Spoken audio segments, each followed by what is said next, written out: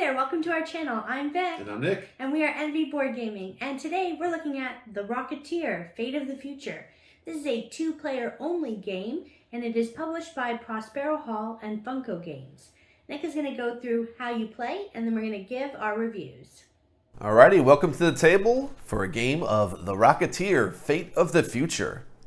The object of the game is to fight for the plans to keep them out of your enemy hands, and the fate of the future depends on it. Gain finale cards if you have the plans or control locations around Los Angeles. When the Luxembourg Zeppelin reaches Los Angeles on the Goodwill Tour, use your finale cards to add up your points. The player with the most points wins. And here is that tour right there. So the game's going to end. This is like a round tracker. The game's going to end. This will signify the last round. Once the blimp over there gets to Los Angeles, that will be your last round. So to start the game, the hero player is going to get these 3 plans. 2 of them are decoys, and 1 of them is legitimately the plan.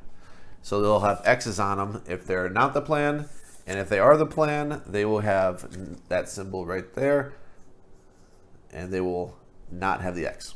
So only the hero knows who has the actual plans. If that person were to get knocked out, then the plans would shuffle to the villain side. So we're going to start the game, and we're going to reveal a current events. The anatomy of this card, you can see the blimp here. So it's saying the blimp is going to move 1 spot left. So it's going to go from Lakehurst to Washington, D.C. Then it will say what happens as far as you just follow these instructions. In this case, the villain player may place Luther at any location. If they're knocked out, then you stand them back up. Then the hero player is going to choose where this special token goes. So they will actually going to get a finale card at the end if you have area control at a special token. But the hero is going to decide where that is once this action occurs. And that is marked with this. So the hero player is going to decide where this goes once the event is resolved. And that's going to be the case with all of them. As far as how many, this is a blimp, so it's just 1. Then it's going to say an event, and it's going to say where that token goes. In this case, it actually gives you a location, which is Bulldog Cafe right here, and so forth. So every round, you're flipping one of these and following the orders. It will tell you all those different things. All right, so let's just say that the hero player chose there. This is going to be the starting positions of all the players. You'll notice they all have different shaped bases, and that correlates with the used markers on the top left of the character boards. Same with your opponents. They all have the same type of symbol. Now this matters because when you start the game, you're going to get 7 cards. So I'm going to deal out 5, 6, 7. Both players get 7 cards. And you can see those symbols appear at the top left of those cards. So in this game, you're going to go ahead and on your turn, you're going to choose one of your characters, and you're going to flip their token over. That means you're using the circle, the target look in action. So you only care about cards that have a circle on them because those are the only actions you can do. And they only affect this person. So you exhaust the circle one. And I shouldn't say they only affect this person because it could affect other people. But you're going to look for that circle. And so for these, we know we cannot do these because we did not do the hex. So this turn, we are not even worried about those. And we could potentially do these actions. The way the actions work, you can either use the left side of the card to do a basic action, or you can use this side, the action spot. This will typically cost clout. The 2 resources in the game are clout, these symbols, and grit, these symbols. Clout is more of a commodity, so you'd spend it when you want to do these actions. Grit is more of a thing when you want to tussle, when you want to fight. You can spend grit to increase your tussle effects. So here we go. You can spend 2 clout if you have it. At the start of the game, we don't have any, so I'm not going to consider that. Let's see if there's anything that gives me clout. There is right here. This gives me clout, so I could do this, which would be move that character to 1 spot adjacent and gain a clout, and that can be done. Now I'm not done with my turn necessarily. I decide when I'm done playing those circle actions. As soon as I pass, it goes to the other player, and they're going to do the exact same thing. They're going to play their actions. So, after everyone decides when they're done, you're going to keep following through on all this. So people are going to be moving around, and they might tussle. And I'll explain tussle pretty shortly. So we go ahead and we did this. We resolved the effect. We placed the finale token, which was this. We take character turns, alternating. Each character gets 1 turn. Flip the turn token. That just means this was used. I did that. So that means he cannot go again this turn. And play cards back and forth. After that, once everyone's played all the cards they would like to play out of the 7 cards that they've gained, let's actually do really quick. Let's go over a couple more things here. So before we go to gain rewards and all that, people are moving around, and when they end their turn, there's spots here. They're actually location actions. They will gain whatever that is if they end their turn on a spot. So right here, they're going to gain 1 card if they end their turn at this spot. We're at 1 clout here, 1 grit here, and there's another clout. So that is movement. When they end their spot, when they end their movement, they're going to get that bonus. So for somebody that moved, whatever I moved somebody for that 1 effect, they're going to actually, if they end their turn there, they're going to get it. However, if they kept moving, they're not going to get the location bonus every time they move. They're just going to get where they end their turn. Now that that's out of the way, let's go over Tussle. Tussle is going to be an action, and that is signified by this symbol here. Here you can go ahead and tussle with somebody across from you. This shows the value of the tussle, in this case 1. I can increase that tussle by spending grit. So if I use that person to tussle, he is adjacent, and he's right across from this person. So if he says he's going to tussle this person, which is this character right here, Sinclair, they said, all right, I'm going to spend this. I'm going to move 1 optionally. I am not going to move. Instead, I'm going to stay there. Or I could tussle with them, sure. Move 1 just because it helps, because I can go there and get that at the end. Move 1. And I'll tussle with this person right here. That is Luther with the wrench. I have a tussle value of 1. Let's say I'm going to increase it because everyone starts with 1 tussle. I'm going to increase it 1 value. So I'm going to spend this grit. So now I'm tussling 2. My opponent cannot spend the grit in defense, but they can spend their cards that have shields on them. This is the person that I attacked, and it just so happened that from the stack of cards, the very first one I flipped up, they have a shield. And it is that symbol. So he has a defense of 1. He would have to spend 2 though, because that defends 1, and I had tussled 2 because I spent a grit on top of the tussle 1. So this will defend 1. If I have another symbol that shows that square, and it has a shield at the bottom left, I can defend that, and I do. This one it does as well because it has every character, and I spend a shield. So this hurts them in a way. Yes, they defend themselves. They're not going to get knocked out, but they do lose 2 cards to defend. So that would be defending.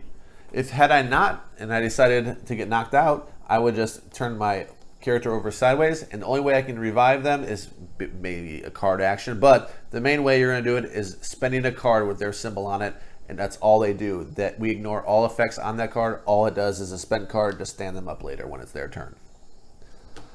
And that about covers actions. There are different things that give you finale cards and so forth, but we'll get into that a little bit when you know what finale cards even are. So after everyone's done taking their turns, they're going to gain rewards. This is not, don't get confused with the gaining the rewards that you get over here when you end your movement, because this person is going to get a clout because they ended their movement here, for instance. This is actually gaining rewards based on the majority at locations. So for instance, this person's alone here, so they're going to get the ability in the middle. They're going to get 3 clout is what it says on the board.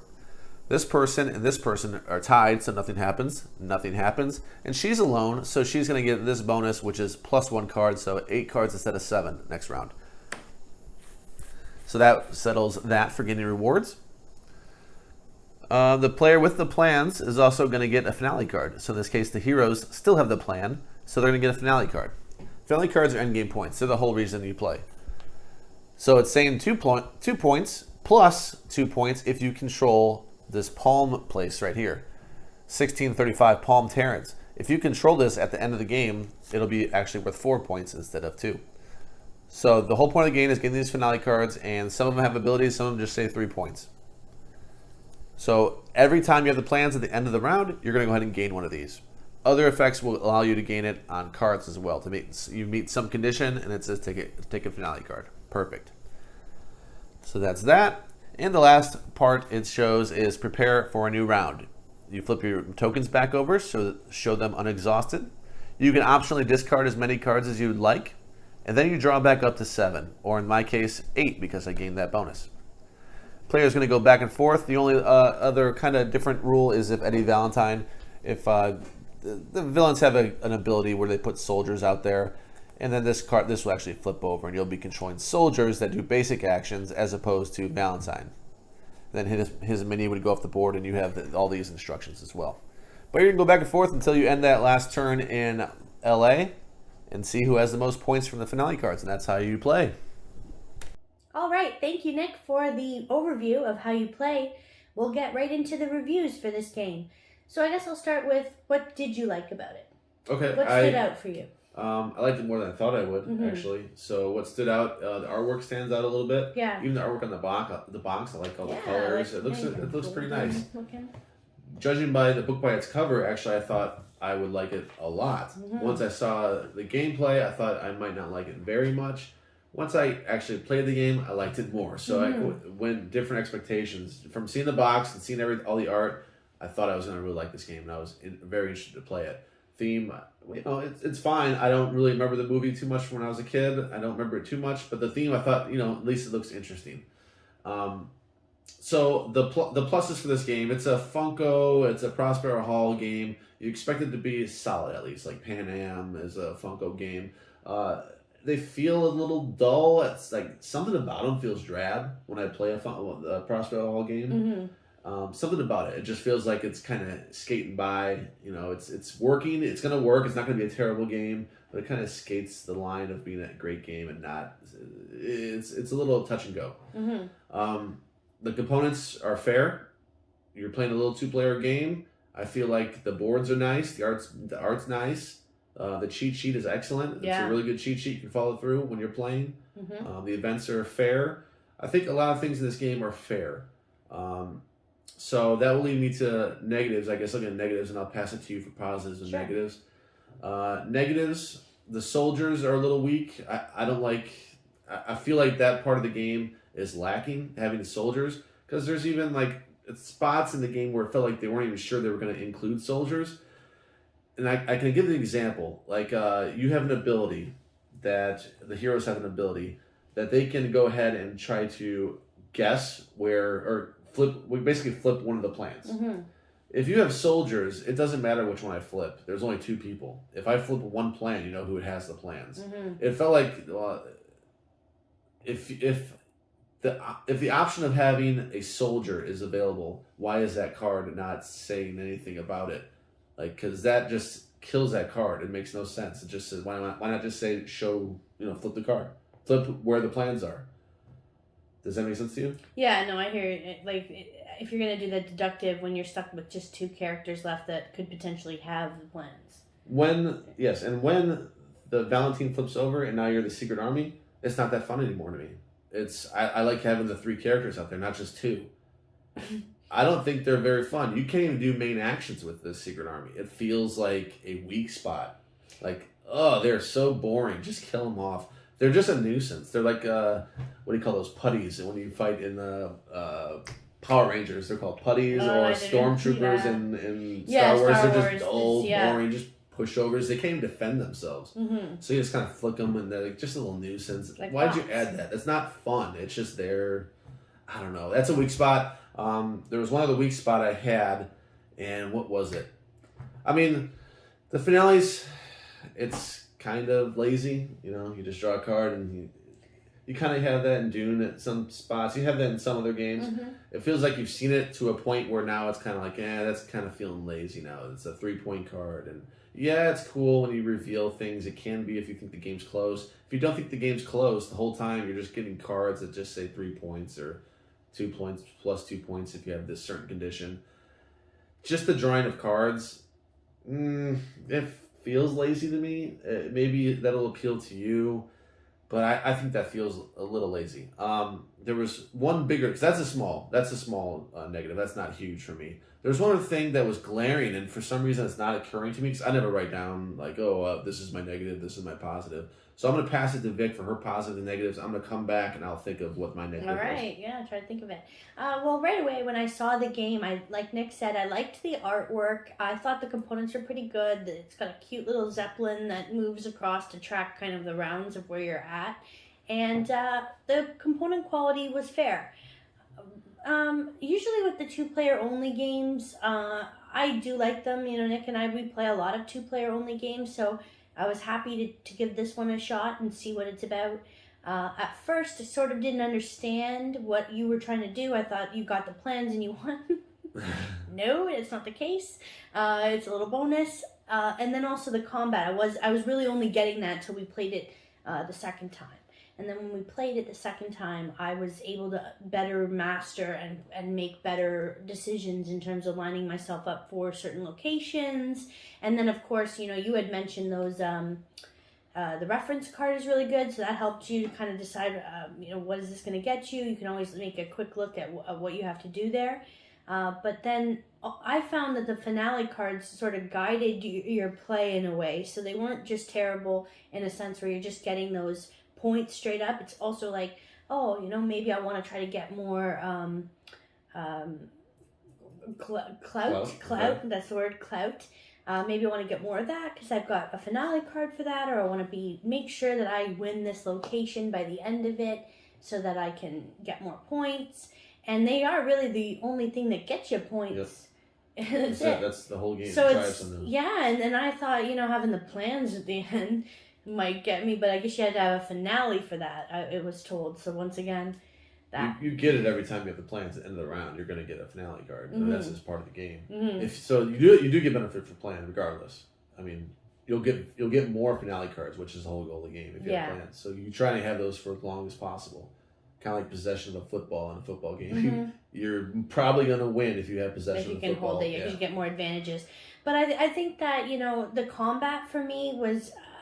it was unfortunate because sometimes you just don't have the cards to do a shield, and then you can't spend anything else. There's no mitigating factor. Now, I suppose it would also, on the flip side, be a pain because if you're the attacker and this person's always got a way out, then you're just kind of, you know, trading off, getting rid of your cards. Almost, I don't want to say Inish-like because I don't have an issue with the combat in Inish. I think that was pretty clever.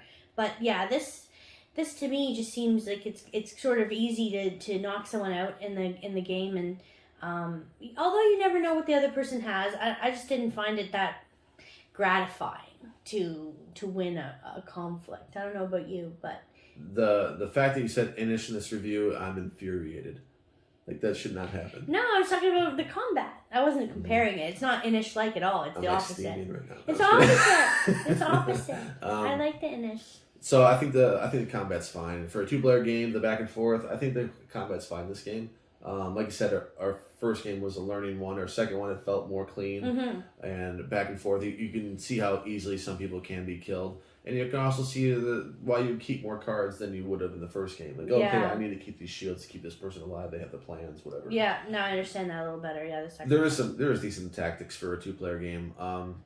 All right, my negative again that I'm going to come back to is the game overstays its welcome. I want to be done with it. I want to see that card, that event that shows the 2 blimps so I can skip 2 rounds. That's not a good sign of a game when I'm hoping that it goes faster. And I've said that before in a review of a different game where it's like I want a certain card that really speeds the game. When I'm thinking that way, that means I'm not enjoying the game as much as I should be.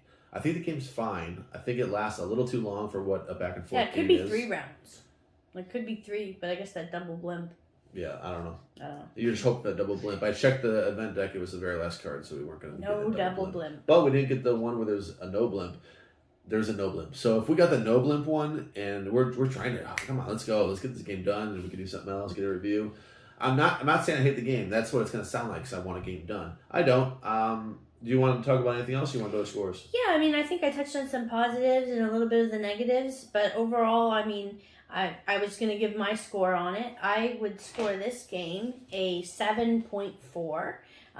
Not the most awful game I ever played, but I don't think I'd reach for it. Like Nick said, it was just okay. You gave that a higher score than I expected. I thought you'd be in the 6s.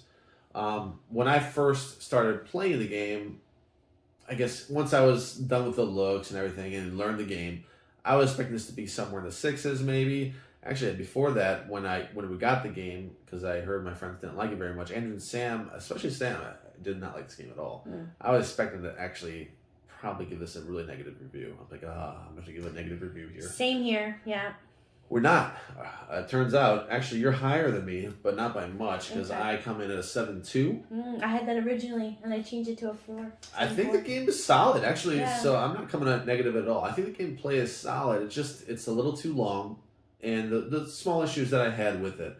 I don't think it's one that you need to have. I think it's one you can try, and you might really enjoy it. It might be the 2-player game for you, and I can see that. There are things that I actually do enjoy about this game. As a whole package, though, it's a 7.2. It's not one I'm going to revisit, really. I played it a couple times. We played it, and I'm done with it. Yeah, I'm done with it, too. Although I will say, and one thing I wanted to add, was that I did like some of the actions. They were interesting. Not all of them. Some of the actions are okay, but then some of them are kind of neat. Like if you're with this person, okay, you get this. And so there's more stimulation there of your brain of like, okay, I got to get this guy over here. And what's the order I'm going to exhaust these guys? Yeah. So I wanted to say that for me gave more than just like take that conflict. You're not always even needing to do that. If you could just get to a location and gain a reward or the location action, you may need just to get something. And you're not always having to fight. There's not like an instant conflict that's kind of driven by your decision to do that. So okay, yeah, well, we'll go through positives. We got art. We got graphic design. I think is fair. Yeah. We got the overall look of the game, not just the graphic design, but just everything about the board looks nice. Looks like a noir type feel and everything. So theme looks spot on, I would say, even though I'm not terribly familiar with the theme. Yeah. It looks like, and you're building up a jet engine for this jetpack for the Rocketeer to hop around the board. That gives you, places you can move. Negatives, for me, I don't know about you, the soldiers is a negative. I think that's a weak spot. It's the weakest thing in the game. Yeah, I dreaded actually flipping my card over. I waited till like that towards the end. I thought it sounded cool. Yeah. Like, okay, I'm going to put all these little minions. Did it right away. I was like, whoa. Yeah, because I thought it'd be like such a nuisance, but it's just, this is not fun. That's all. It sucks the fun out of Valentine. I want Valentine back. I want my mini out there. I want him doing stuff, moving around. I want to do actions. I don't want to do just move. Anyway, pros and cons, we're all over, and I think these are pretty neutral. It's a cool thing, the reveal thing. Oh, I didn't get extra bonuses when I did this, but a lot of them are just 3 points. Yeah. 3 points. Okay. It's okay. All right. I'm done. So that is our overview and review of The Rocketeer, Fate of the Future. If you enjoyed this video, please give it a like, thumbs up, and subscribe to our channel for more great reviews. We will see you next time.